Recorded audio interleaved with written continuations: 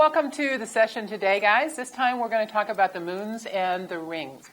Now, I also want you, after we finish this today, to go ahead and head toward Blackboard, because I've got some more in-depth information that we'll put on Blackboard where we can actually start having you guys compare the moons side by side and looking at what's going on. So this I really just want to use as an introduction to the rest of the moons out there in the solar system. So this session, guys, I want to talk about the moons, the rings, and then poor little Pluto. And so why is Pluto no longer a planet? It certainly was when I went back to school many long years ago. So let's start talking about our moon. Initially, the Russians were one that explored the moon. They did that through survey missions that went around the moon, and that's why when you look at maps of the backside of the moon, a lot of those names are not from the United States. They're from then the Russians, because they were the first ones that went around the backside, so they got to go ahead and name a lot of the craters and things like that. First part of the backside of the moon was taken right around 1959, and we didn't go ahead and actually land on the moon until 1966. And every time we've gone to the moon, gone around the moon, pictures are always extremely important. So that certainly transmitted pictures back from the surface itself. And this is a picture of one of the stamps that the Russians produced to go ahead and honor the fact that they indeed were the first ones that went around the moon. And you can see that we're looking kind of not only at the front side there, but also a little bit of the back side. We're going to find out that the back side is very different than what the front side is. Now, much of what we know today comes from the Apollo missions. And the Apollo missions were from about 1968 to about 1972. They landed 12 astronauts on the surface of the moon. And sorry, ladies, unfortunately, they were all men. Maybe eventually we as a female species will get back to the moon and be able to walk around up there. But we have had 12 astronauts, all from the United States, so therefore we've had 6 missions that have landed on the moon. One of the things that they did is they collected over 900 pounds of lunar rocks, so they could physically go ahead and bring those rocks back and could be studied then in a laboratory here on Earth. But we find out that of those 6 missions, only the last one actually had a scientist, a geologist with them. The rest of them were all astronauts, but didn't really have that scientific training. Now, all the astronauts did go ahead, as they were preparing for the mission, certainly had a lot of geology that they had to learn. But as far as their background itself, they were not actual geologists. Like I said, on the Apollo 17, there was a geologist. They also collected data from a package of instruments, scientific instruments that they left on the moon. And that was until about 1978. So notice that was about 6 years after the last Apollo mission. And they analyzed the surface from above, again, including lots and lots of pictures. The other thing that they did, remember that was one of the first ones where we're again really looking at what was going on in space, and so there was a lot of physiological experiments that were occurring to see what mankind was going to be like in a long time in space itself. You know, going back, who knows at this point, at one time I think everybody thought we'd probably have some kind of small colony on the moon, certainly by the 21st century. You know, I think with the way money issues have become and cutbacks and everything else, I don't know whether we'll actually go back. My guess, and it's certainly just a guess, is that we might end up going to Mars before we go back to the moon. The moon is in synchronous orbit with the Earth, and if you remember when we talked about the phases of the moon, we always keep that one side toward us. Well, that's what we mean in being locked in synchronous orbit. It's always showing the same side to the Earth. But that means then that the amount of time that it takes for the Earth to go around, for the moon to go around the Earth is exactly the same time as it takes for the moon to rotate once on its axis. And as you've seen pictures of the moon, you know that it's marked with very dark volcanic mares with very bright crustal highlands and then very prominent impact craters. And then the backside is extremely heavily cratered. If I look at just kind of a summary of overall what not only the Apollo missions have found, but just in general as we have studied the moon, it doesn't seem to be the same overall composition as the Earth. It seems to have more silicate rock. Well, that's going to help give us an indication of where the moon came from. There are several hypotheses Hopefully then we can narrow it down. All rocks are found to be igneous rocks. Now think about where we have igneous rocks here on the Earth. You have those where you find volcanism and where you find lava that's gone ahead and solidified. And so that seems to fit with the idea of what we think was going on the moon. It's depleted in iron and other kind of metals. It's also depleted in water and other volatiles on the surface. Now, I was very careful here to say on the surface because we do think that there might be water below the surface, and there have been some experiments where they have gone ahead and blasted material off of the moon to look at what was going on below the surface of the moon, and there is some indication there is certainly water there. There's no magnetic field, which tells us right there that there's no liquid metal core. And there's no geological activity, and that's probably because the moon itself is small, it has lost all of its heat, and there's no kind of mechanism within the core of the moon to go ahead and produce an internal heat source. So, therefore, you don't have any kind of geological activity now from what's going on within the moon itself. We do know that the moon is a differentiated body, and so that means, guys, remember, it has a crust, it has a mantle, and it has a core. But the surface is basically dominated by lava flow and impact craters. Now, we've got to think about if there's really no internal heat, where is that lava coming from? So we'll talk about that here in just a minute with those impact craters. We also know the moon has essentially no atmosphere. It's simply too small to really go ahead and hold any kind of atmosphere at all. Lunar rocks seem to date from about 3.3 to about 4.4 billion years ago. Now, that's older than anything that we have here on the Earth, because the oldest rocks that we have here on the Earth are 3.5 billion years ago. So what's going on? Well, if you think about it, on the Earth, we certainly have an atmosphere. We have water, we have wind, we have all the kinds of things that we need to produce weathering and erosion. We also have plate tectonics, so you have material that is being destroyed. At the same time, you have material that's being produced. And so the fact that on the moon, we don't have any weathering and erosion, we don't have any climate to go ahead and cause that. You know, once those rocks were originally formed, they're there. They haven't moved. They haven't changed, and they're not going to. There is chemical weathering, but that's more from the sun impacting on the surface itself. So that's a little bit different, and we do see a lot of dust on the moon, which is from that. But as far as any kind of mechanism to really recycle the rocks that we see on the moon, that's not there. And so that's why we do see older rocks on the moon, even though we think that the moon and the Earth are about the same age. So best evidence shows that the moon formed about 4.5 billion years ago, which is about when we expected the Earth to have formed. So still formed around the same time, but the rocks that we see on the moon are much older than rocks here on the Earth. Now we have several geological features. We have the highlands, we have the mares or the lowlands, and then we have lunar mountains. And as we've talked about the planets that we see through our solar system, at least the ones that were terrestrial, they all seem to have highlands and lowlands. So it was kind of expected to see those same kinds of things on several of the moons. And you can see percentages there. About 83% of the moon is the highlands. About 17% of those mares are those seas. And then the fact that you have those mountains that are going to be then on the surface itself. So now let's talk about the highlands. Those are low-density rocks that have solidified on the surface of the cooling moon. Okay, so let's talk about that lava flow. We know that at one time the moon was very, very warm. I mean, that made sense. It's in the process of forming, So it did go ahead and solidify. Well, there's where your lava came from. And two, we're going to find that you will have lava flows when you have something that impacts the surface of the moon that goes ahead and literally melts where that has impacted, and then that will also go ahead and solidify.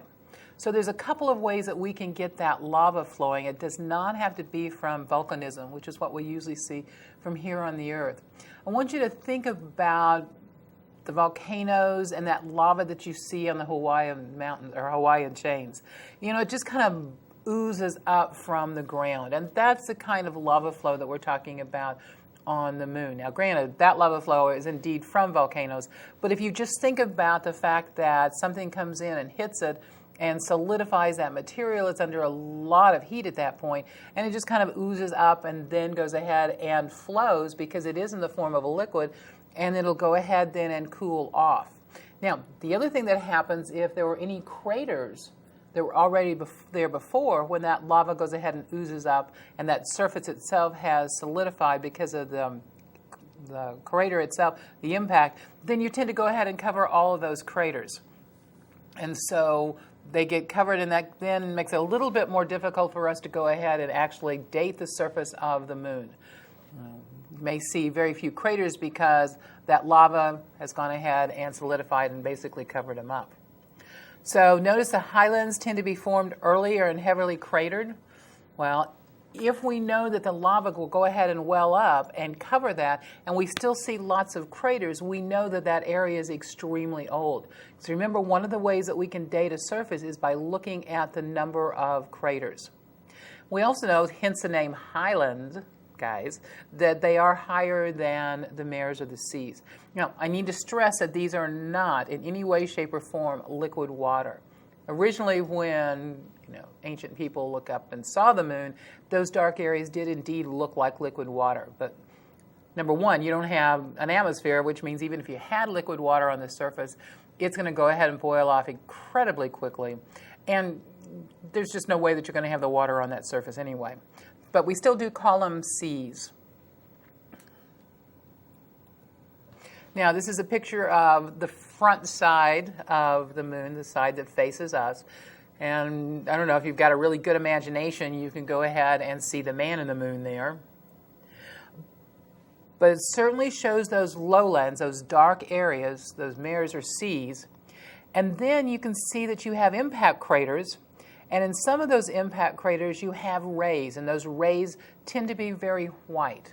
Well, we think then that that's probably very new material that has not had a chance to undergo the weathering from the sun. And so, given enough time, those rays will eventually become dark as the sun does go ahead and go through the weathering process.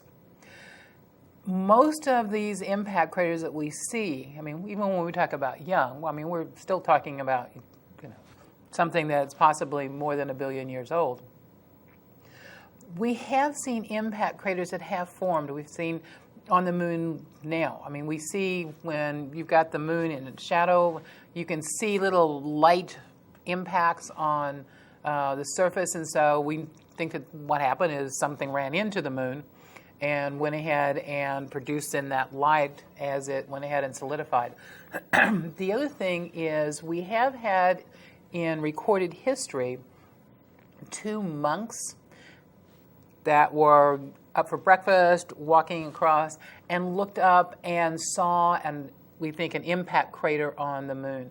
And they've described it as it looked like the moon was being basically torn in half, and there were horns that were coming out of it.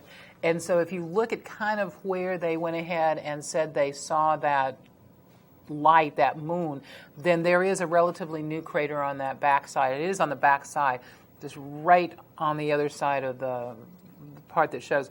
And so we do think that they probably did indeed see a larger impact on the moon, and then what was left off as that moon then was going ahead and cooling down. You can't imagine what it would be to kind of look up at the moon and all of a sudden see an impact crater or see the results of something that hit the moon. But we do have recorded history that they did see that.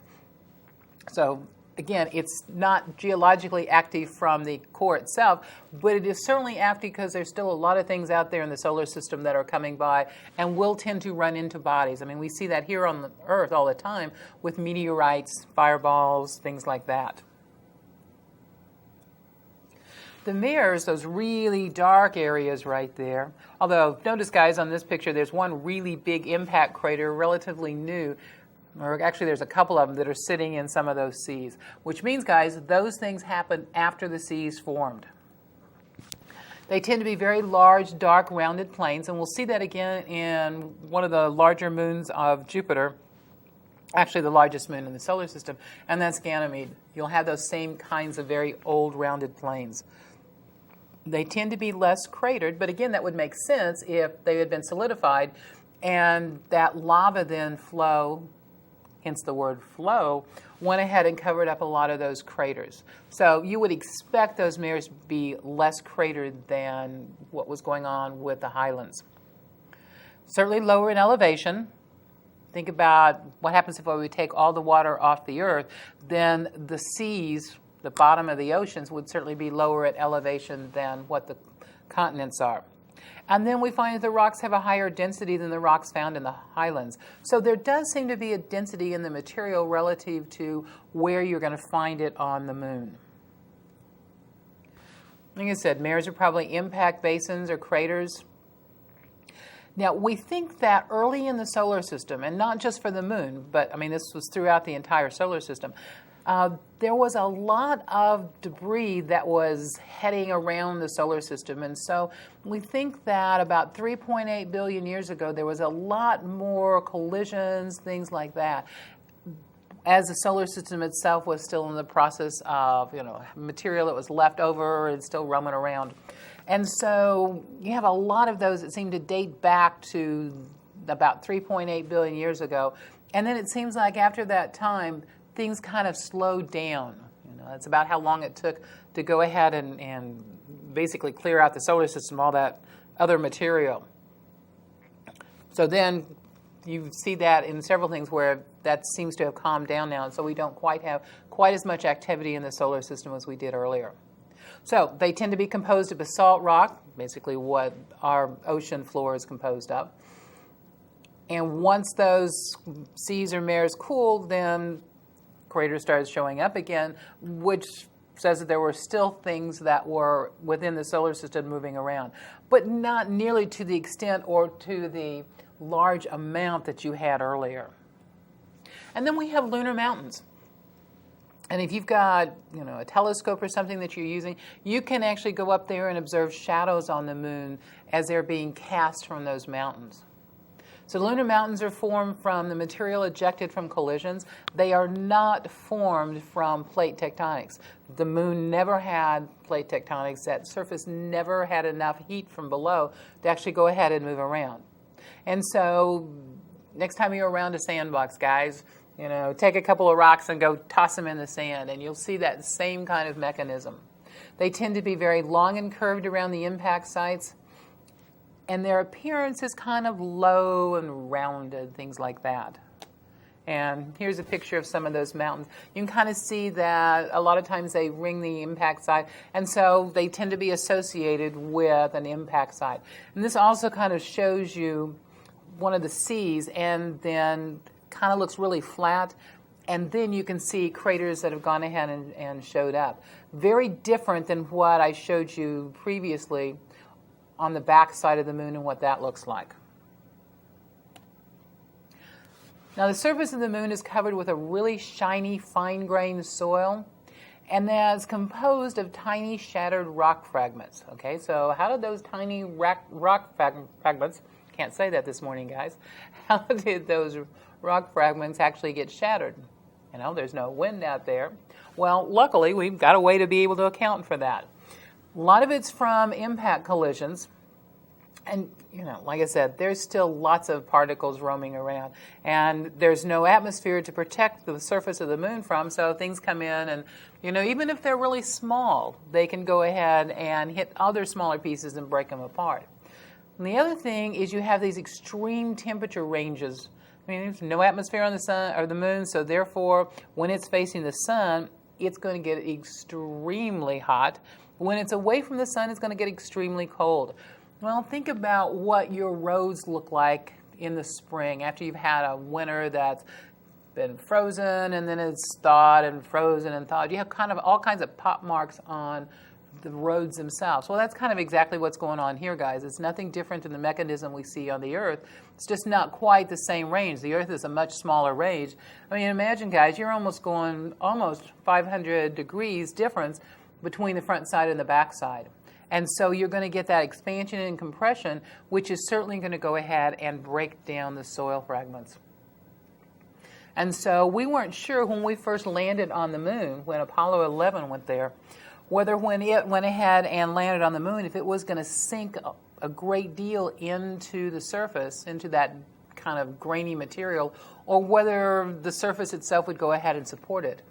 And you probably don't remember, but the legs of the lander, the lunar lander, the bottom of the legs had a very large disc on them, and so that was able then to go ahead and spread that weight out a little bit. And so if you were going to go ahead and sink a little bit, that disc size, or that disc shape at the end of the legs did go ahead and help support it a little bit. As it turned out, that didn't happen, but some people thought that we would sink maybe a foot, maybe 2 feet in all that dust that accumulated on the surface. Now, this is just a picture of the fine grains that you see when you pick up the dust on the moon and go ahead and look at it through a magnifying lens or through a microscope. This is what you see. Notice the colors. You'll get some kind of beiges, some blacks. Remember, every time we went to the moon, we certainly picked up lots of moon rocks and brought them back, for a total of about 900 pounds. If you guys are ever at the Air and Space Museum in Washington, D.C., if you go in there, they've got, right as you walk in, they've got a big display that has a moon rock, and it's in plastic with the exception of the very center, and there's a little plastic disc that's been removed, and so you can actually touch one of those moon rocks. And yes, I've been there and I've touched it. And it does give you kind of a different feel, knowing that that's not a rock that's here on the Earth, that that's a rock that came from the moon. So then the question becomes, how did the moon form? And that's really going to be a question for all of the moons. We generally are going to have really big moons, and those big moons tend to be very symmetrical, tend to be very round. Then we have really small, irregular moons. Well, we think the irregular moons are basically captured asteroids, which we'll talk about the next time. But how did those really regular moons form? Well, for thinking about the Earth and our moon system, there's 4 hypotheses. There's a fission, the sister hypothesis, the captured hypothesis, and then the impact with the Earth hypothesis. Fission hypothesis just says that when the Earth was originally forming, that it actually split and it formed the moon and the Earth right at the same time. So that basically you have a cell, that cell splits, we have the moon and we have the Earth. Then we have the sister hypothesis that said no, that what happened is the moon and the Earth formed at the same time right beside each other. And then we have that capture hypothesis that says, okay, we have the Earth here. Remember, in the early part of the solar system, there were lots of things that were roaming around, really big size objects, and that one of those objects got close enough to the Earth to be captured by it. And therefore, the moon settled down in orbit around the Earth. And then the impact with the Earth hypothesis says, okay, what happened is you had one of these really big objects roaming around in the beginnings of the solar system, and it hit the Earth, and material from the Earth was ejected, and that ejected material went ahead and formed the moon.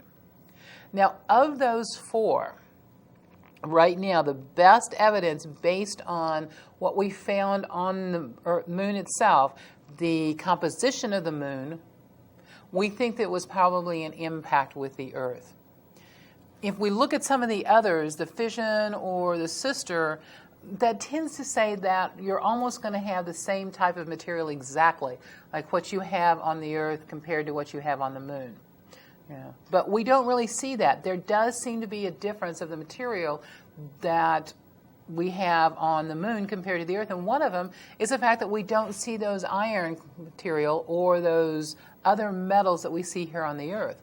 Well, if you think about it, and that came through and that hit the Earth, you're basically only going to hit the crust. And so the crust is the part that then was ejected and formed the moon. And yes, if we look at the moon and look at its composition compared with the composition we see of the Earth's crust, then it's a whole lot closer. And so that, as well as some of the characteristics of the moon and how it's related to the Earth with its orbit, we think that that's right now the best idea that we have. Do we know exactly? No. We have to just go ahead and look at these based on the best evidence we have. And so it seems like it's probably an impact with something. And we've certainly seen those impacts with Venus. We saw it with Mercury. So we know that those kinds of things existed in the early parts of the solar system. So now, Earth has one moon. That's called our moon. Well, let's start backing out and look at the other planets and look at some of their major moons, or in Mars's case, the only moons that Mars has. Now, Mars has two moons called Phobos and Deimos. Now, remember what our moon looks like. It's this very nice, symmetrical, round object. Please realize that, guys, when we talk about Phobos and Deimos, we are not talking about anything that remotely resembles anything that's a nice round shape. In fact, Phobos is less than 20 miles long, and Deimos is less than 8 miles in diameter. I mean, if you got a really good head of steam and you went running down Deimos, you probably wouldn't have any trouble running off of Deimos. I mean, they are very small. And in fact, I like to think of them as very small, lumpy potatoes. Okay, so where do these lumpy potatoes come from? Well, probably came from captured asteroids. Like I said, remember, the asteroid belt is just right on the other side of Mars, between Mars and Jupiter. And so it's not unheard of to think about the fact that these asteroids could have somehow gotten kicked out of their orbit, headed in toward the inner parts of the solar system, and certainly got close enough to Mars to go ahead and have Mars capture them. Both moons seem to show a layer of dust. Okay, now wait a minute. Let's think about this. We know the moon shows a layer of dust, but the moon is big enough and has enough gravity to go ahead and keep that soil gravitationally bound to it.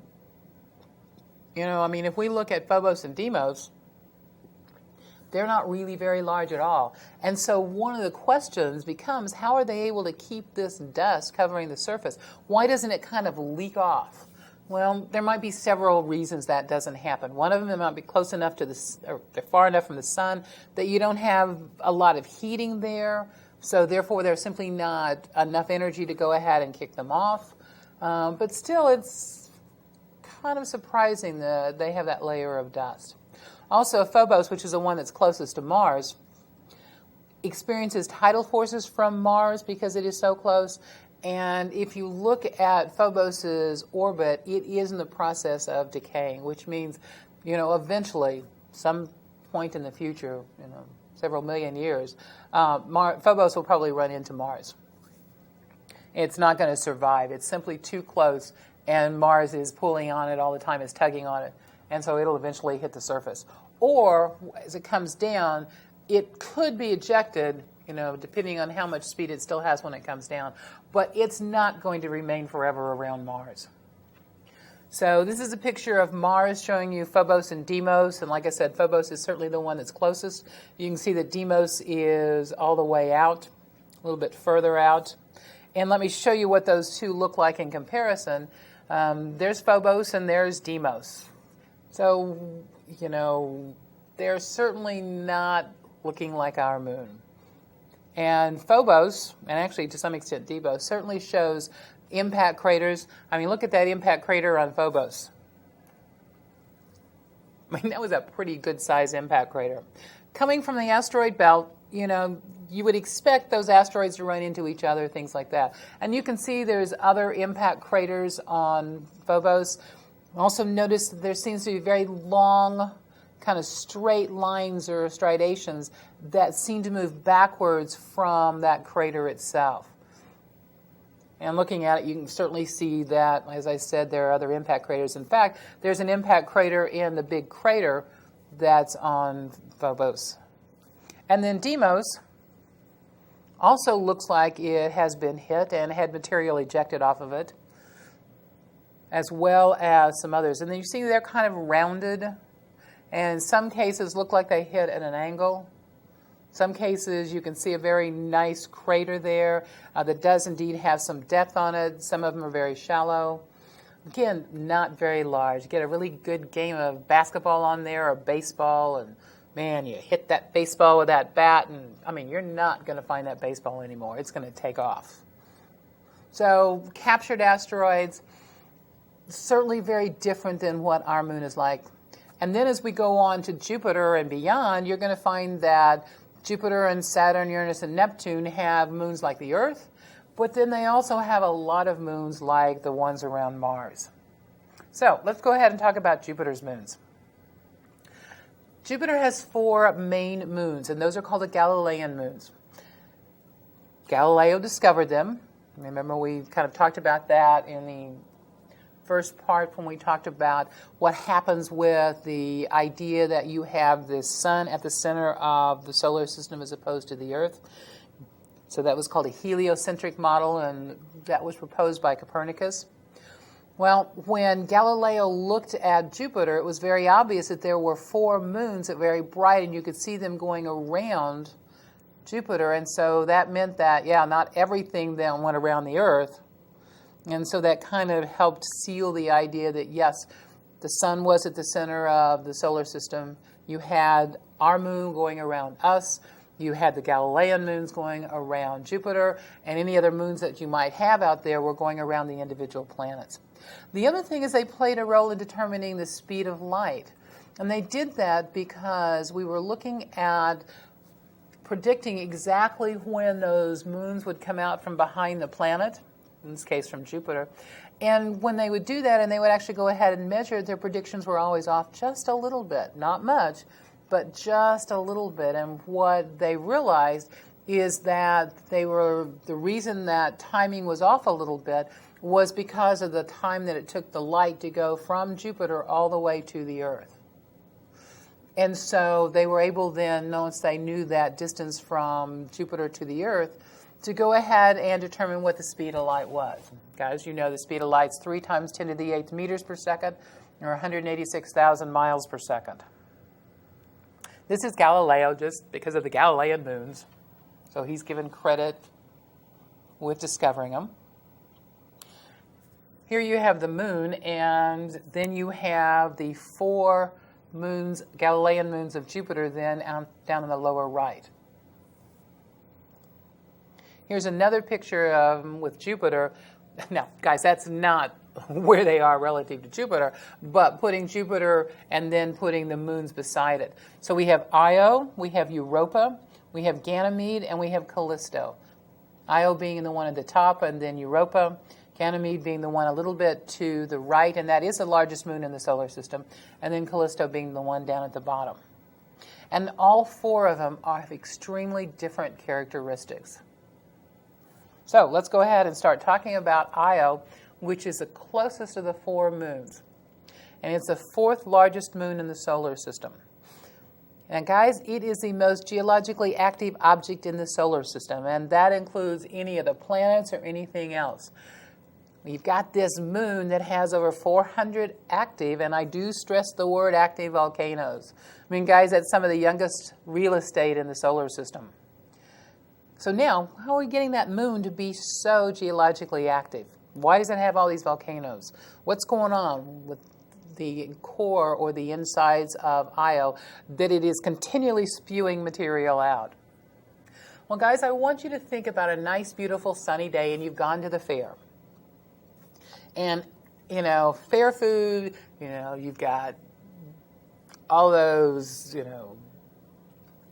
corn dogs, you've got cotton candy, you have funnel cakes, you have Dr. Peppers, you have all of this stuff. And I want you to think about what would happen if you ate every bit of that you possibly could. So you've been at the fair for a good 8 or 9 hours, and you have eaten everything you could possibly eat.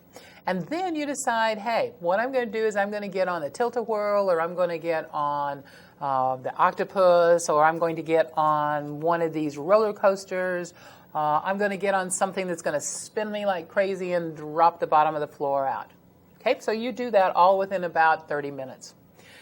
You've had all this food, you get on all these crazy rides that spins you and pushes you in every direction you possibly can think of, and then you get off.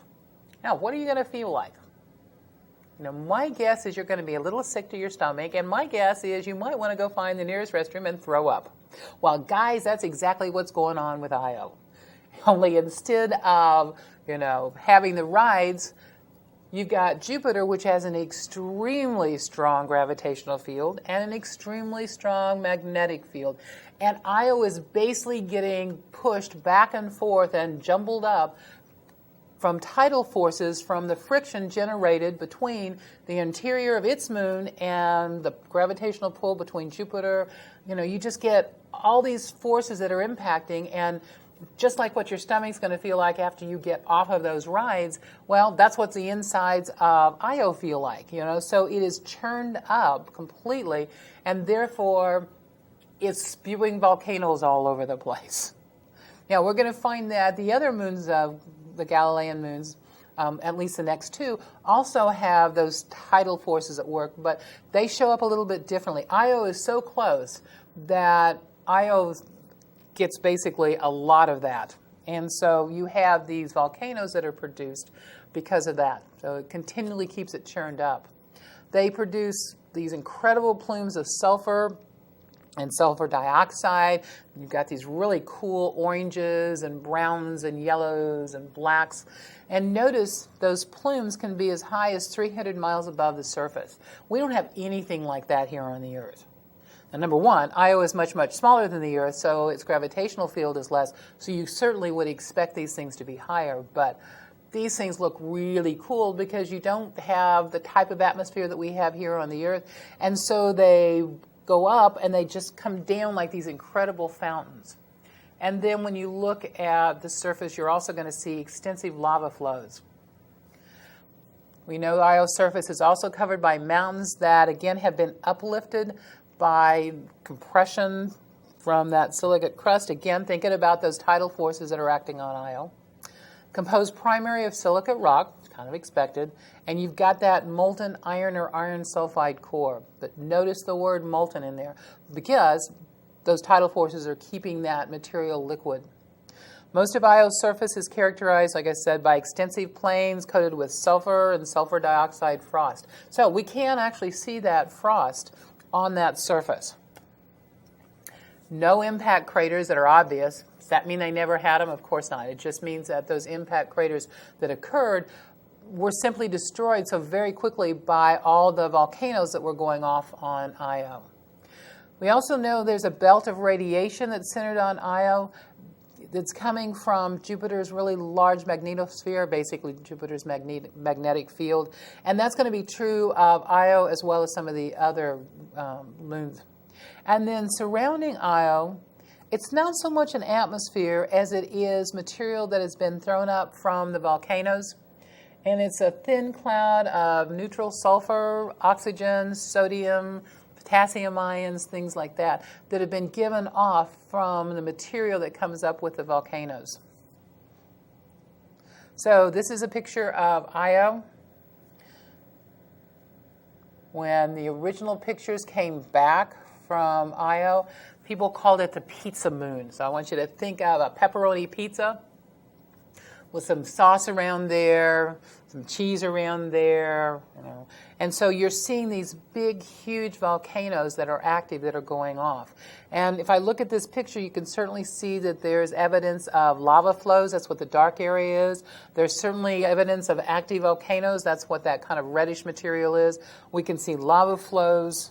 As we got closer there, we're going to see some actual lava that is flowing. Another picture of Io. See that some of that white areas are the frost? Remember, it's not water frost. It's a chemical type frost. But you can see where those old lava flows have been. And you can see how many volcanoes are on the surface there. You've got an active one where that red is down there at the middle bottom, and then you got one over there on the left.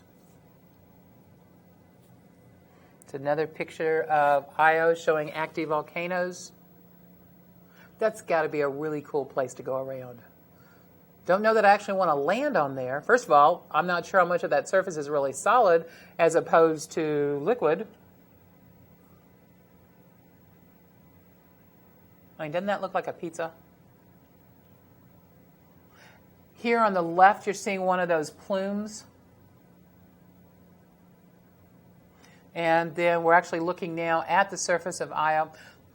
Because remember, we got the Galilean probe out there, and so we are able to get really nice, good, close pictures of Io, as well as the other the other three. It's a really nice active lava flow right there.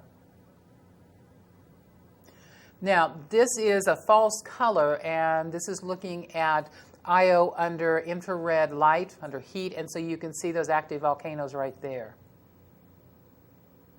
And then this is kind of that plume that I was talking about. This is obviously not invisible light, guys, and it's colored that way to go ahead and bring out the different chemicals.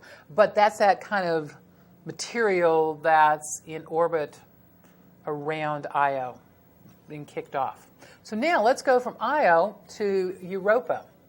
Europa is the smallest of the 4 Galilean moons, and it's the next moon out from Jupiter. It's slightly smaller than our moon, primarily made of silicate rock surrounded by an iron core. Now, it does have a very thin atmosphere made up of mostly oxygen. Now, Europa, as opposed to Io, Europa's surface is covered by ice. And that ice shows striations and cracks and things like that. And the smoothness of that ice tends to make you think that maybe there's a moon-wide ocean that is interacting with Jupiter's magnetic field. We also think that moon-wide ocean might be a possible place for life. The same kinds of tidal effects that we saw on Io that produced all those volcanoes are still working on Europa, but now Europa's far enough out, the surface of Europa has cooled, but that same internal mixing then has kept that ocean as liquid as opposed to solidifying. So even though Europa's out a little bit further and you don't necessarily see that, those tidal forces are still working there. Now, we can, and I'm going to show you some pictures of Europa here in just a minute. And you can see that it is indeed covered by ice, and you can see it where it looks like it's sometimes split open, it's been hit, those kinds of things. And so because it is so cold, it does immediately go ahead and solidify back, but then that means it protects the ocean that might possibly be under there. And this is a picture of Io. You can see some of the cracks there, but that's completely covered by a surface of ice. This just is a close-up picture of some of that ice. You can see where it looks like it's been hit, it's solidified, and then it froze back over again. You get that compression, which sometimes causes the ridges in the ice, which we see here on the Earth all the time. You get those ridges formed as you get that expansion and contraction of the ice. It's another picture of some of the ice structures on Europa.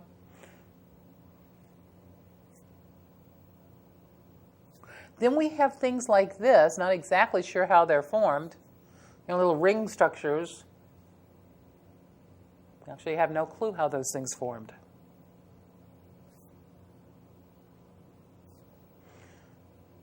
Some of the ice that is whiter is probably a little bit newer. The darker ice is probably a little bit older. But the same kinds of mechanisms that we see occur with the ice here on the Earth, when a lot of these big lakes will freeze over, are the same kinds of structures that we see then on Europa. And you get expansion and contraction.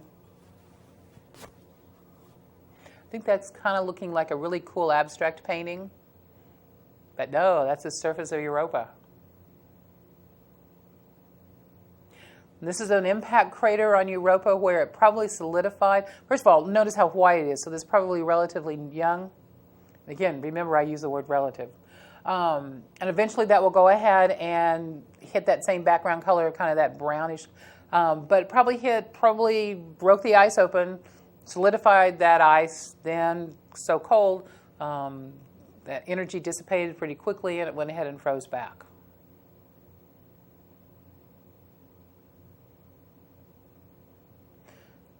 Probably a very interesting place to go simply because of the possibility of what might exist within that ocean.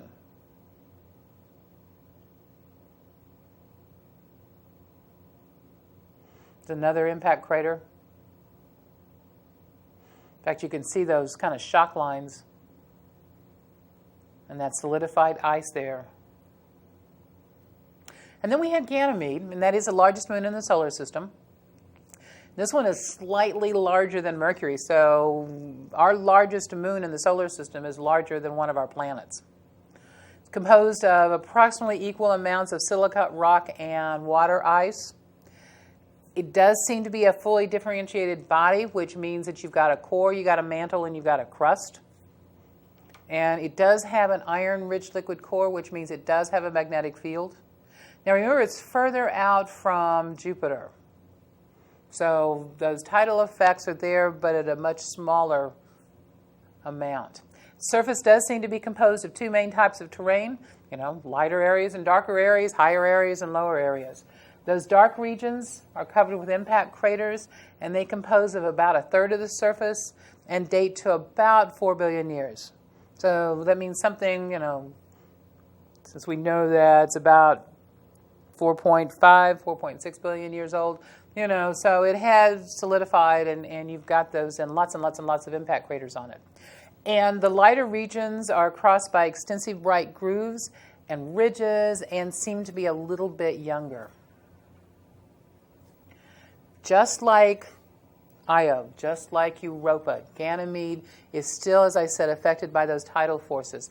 And so we think that there might be, just like on Europa, a shallow ocean, a little bit smaller on Ganymede than what it probably is on Europa, that's below the surface and maybe sandwiched between layers of ice. Again, we're not real sure. I mean, we're not out there, and we certainly do have Galileo, the probe that is out there sampling things, but we still don't know a lot. A lot of this is still conjecture. We certainly want to go out and be able to visit those moons a little bit more, visit Jupiter a little bit more, to really get a good feel for what's going on. This is Ganymede. Notice that really big, old, dark area. Heavily cratered it is. You can see some new craters down below. You see these bright spots. That's probably where something hit, brought material up, and still very bright. You also might be looking at the tops of ice that is right under that. Remember, we're out toward Jupiter, which means it's really, really cold out there. And we do think that Ganymede does have ice in it, and so just hit far enough below the surface, it'll bring it up. We're going to see those same kinds of bright lights on Callisto here in just a second. Just some more surface features, Ganymede. It probably looks more like your typical moon. And then you have the Mayflower, or the Mayfly, excuse me, not the Mayflower. The Mayfly. This is just a series of impact craters on Ganymede and brought up new material below, and so that's why you see the top of the wing part of the Mayfly. It looks like a neat structure, but probably something came in, broke apart, and just kind of kept hitting that as it hit the surface. And so we have what looks like a Mayfly.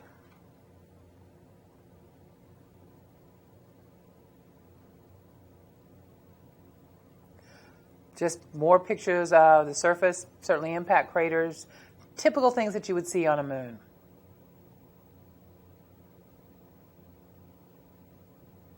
And then you have Callisto.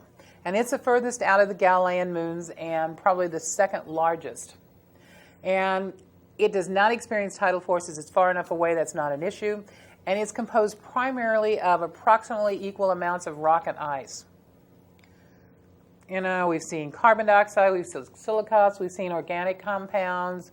Surface seems to be very heavily cratered and extremely old, and does not show any evidence of volcanism or of those plate tectonics. Primary features tend to include multiple ring structures. You got impact craters. You got them in single. You got them in chains. You got all these scarps, ridges, all those kinds of things.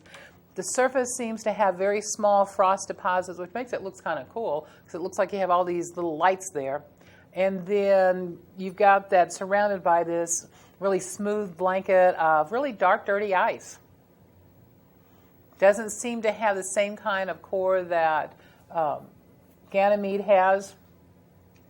And again, the way it's interacting with Jupiter's magnetic field suggests that it may have a moon-wide layer of rocks about 100 kilometers below and about maybe 10 kilometers deep.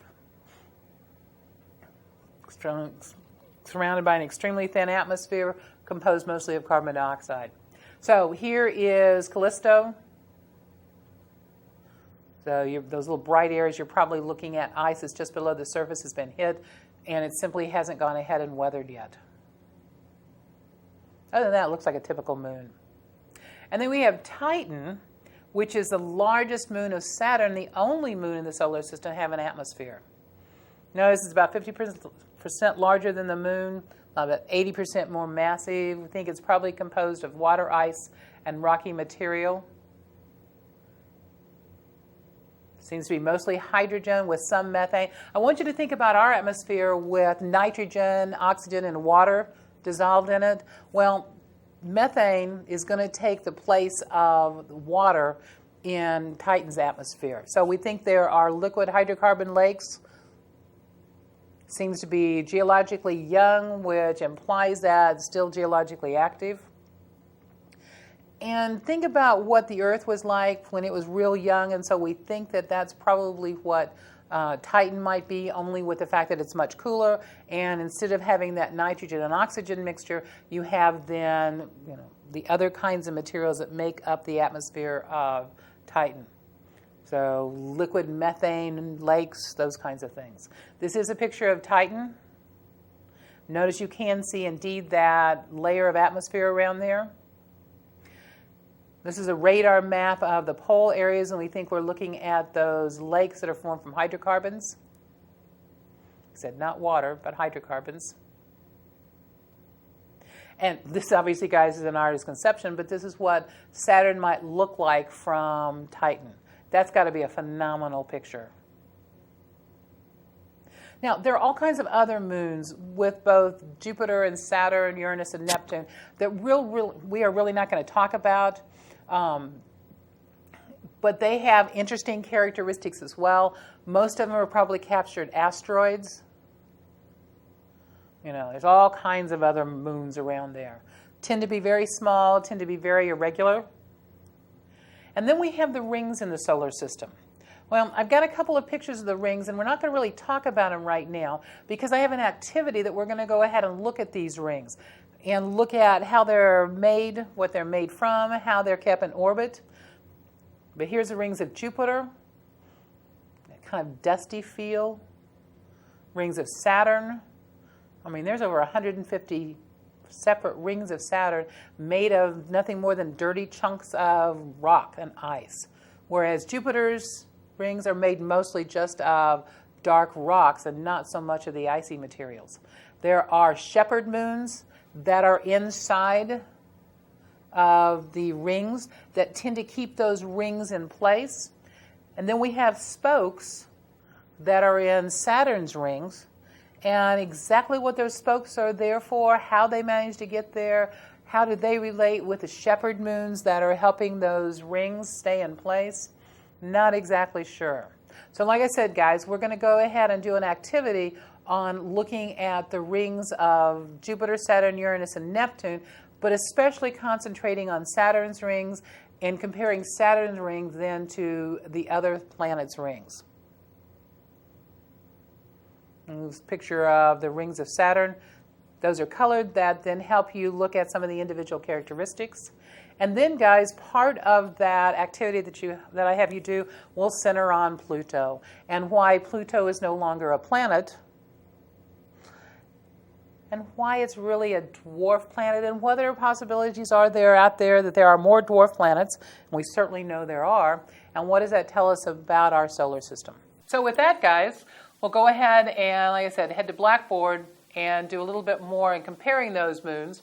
But this pretty well then, we'll finish what I want to talk about the moons today. Next time we'll go ahead and finish then the solar system with looking at asteroids and comets, and then we will head out from the sun and on out to the rest of the universe for Unit 3. So, see you next time, guys.